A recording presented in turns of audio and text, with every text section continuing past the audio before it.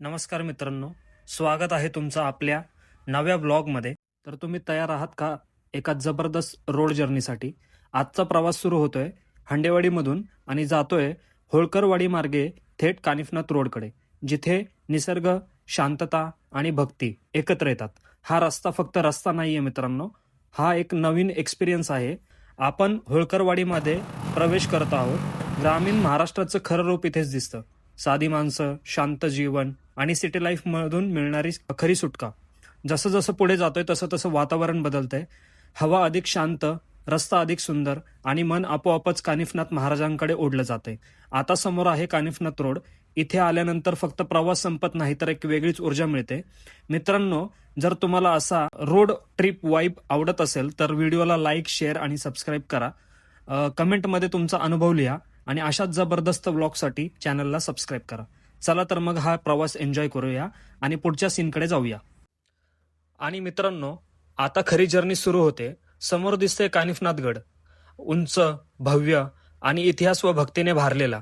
जसा हा रस्ता वर जातोय तसा आपलं एक्साइटमेंट सुद्धा वर वाढत चाललंय. प्रत्येक वळणावर नवीन दृश्य, प्रत्येक क्षणात वेगळीच एनर्जी. दोन्ही बाजूला डोंगर रांगा, खाली पसरलेली गावं आणि वर निसर्गाचं अफाट सौंदर्य. इथे फक्त गाडी चालत नाही मित्रांनो, इथे मन सुद्धा वर चढतं.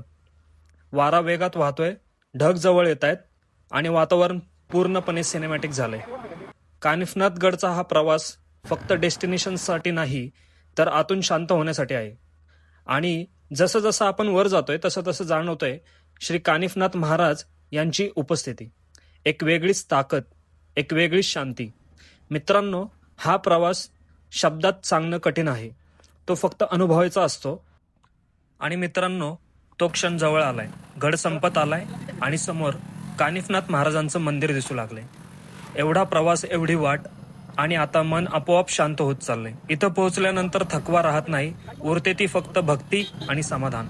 वाऱ्याचा प्रत्येक झोत, ढगांची प्रत्येक हालचाल जणू महाराजांच्या उपस्थितीची जाणीव करून देते. हा क्षण फक्त कॅमेऱ्यामध्ये कॅप्चर करायचा नाहीये, तो क्षण मनात साठवायचा आहे. समोर दिसणारं महाराजांचं मंदिर एक वास्तू नाहीये मित्रांनो, ती आहे एक श्रद्धा, विश्वास आणि शक्ती. कानिफनाथ महाराज आजच्या प्रवासासाठी धन्यवाद आणि इथे येणाऱ्या प्रत्येक भक्ताला तुमचा आशीर्वाद लाभो.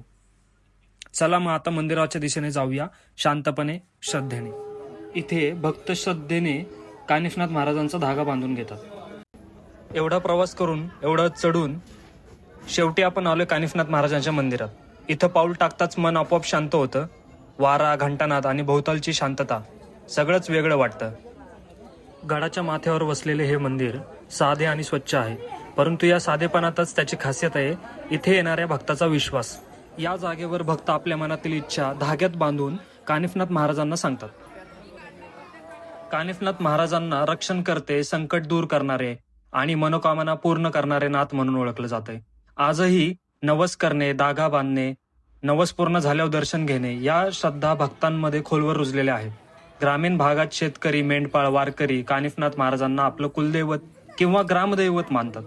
महाराजांची शिकवण साधेपणा, संयम आणि निसर्गाशी एकरूप होणं हीच होती असं मानलं जातं. गडावरील मंदिरात आपल्याला नवनाथांपैकी सर्व नाथांच्या मूर्त्या इथे पाहायला भेटतात. महाराजांच्या गाभाऱ्यातील दर्शनासाठी ही लागलेली रांग आहे. मंदिराच्या शेजारी आपल्याला श्री गणेशाची एक मूर्ती पाहायला मिळते. एकदम सुरेख अशी संगमरवरी मूर्ती आपल्याला पाहायला मिळते तिथे.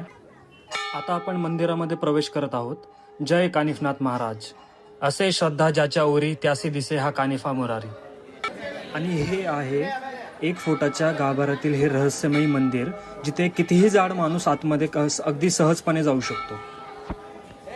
नाथ संप्रदायातील नवनाथांपैकी एक सिद्धयोगी म्हणजे कानिफनाथ महाराज. त्यांच्या जन्माबद्दल एक प्रसिद्ध लोककथा सांगितली जाते.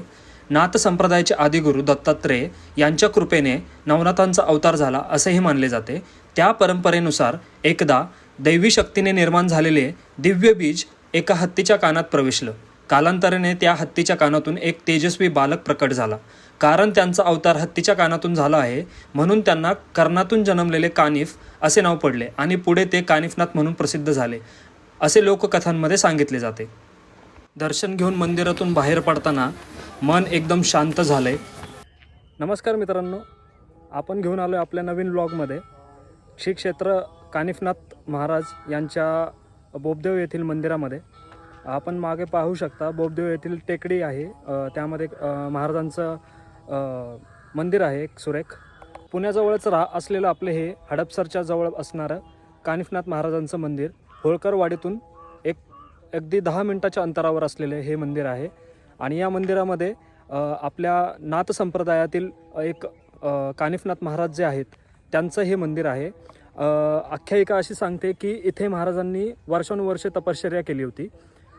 त्यामुळे ह्या जागेला जेव्हा तुम्ही भेट देताल त्यावेळेस तुम्हाला एक वेगळीच ऊर्जा किंवा एक वेगळाच अनुभव इथे नक्कीच अनुभवायला मिळेल. तुम्ही एकदा या मंदिराला नक्कीच भेट द्या. आपण एका हिडन स्पॉटवरती चाललेलो आहे कानिफनाथ मंदिराच्या. रस्ता थोडा कठीण आहे, मी तुम्हाला रस्ता दाखवतो. हा स्पॉट आहे, आपण या रस्त्याने जाणार आहोत. कानिफनाथ महाराज की जय. पाय घसरते, पायवट पण नाही ते. हा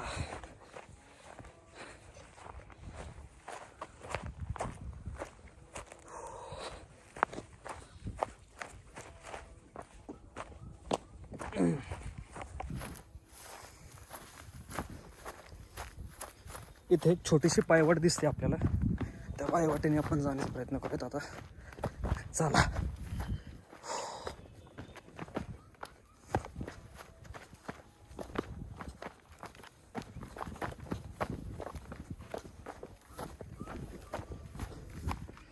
इथून दिसणारा मंदिराचा परिसर.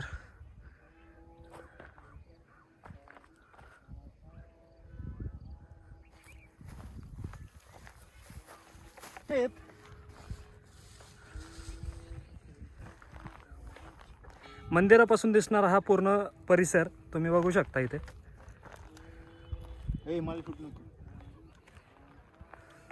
इथल्या घाटातून दिसणारा जो पूर्ण परिसर आहे तो एक वेगळीच ऊर्जा देतो. कारण असं आख्यायिका आहे की इथे महाराजांनी तपश्चर्या केली होती. वर्षानुवर्षे यांनी इथे तपश्चर्या केली होती, त्यामुळे इथे त्यांचे मंदिर बांधले गेलेले आहे. आणि यामध्ये अजूनही महाराजांचं अस्तित्व जाणवतं. जे खूप लोक इथे येतात तपश्चर्या करण्यासाठी, जप करण्यासाठी.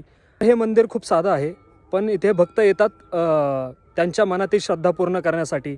इथे एक वेगळी शांतता आहे ती अनुभवण्यासाठी आणि कानिफनाथ महाराजांचं जे वास्तव्य इथं होतं ते अनुभवण्यासाठी.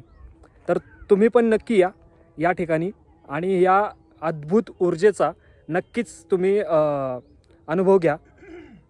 आता आपण मंदिराचे ड्रोनने केलेले सुंदर शॉट्स पाहूयात.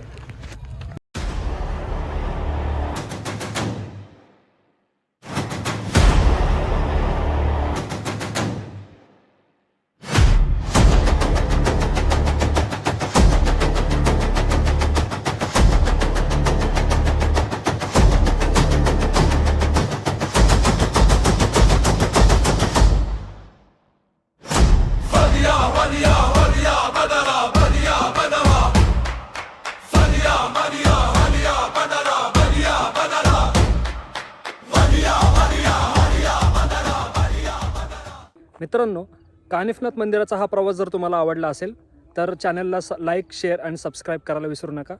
चला भेटूया नवीन ब्लॉगमध्ये. Bye guys.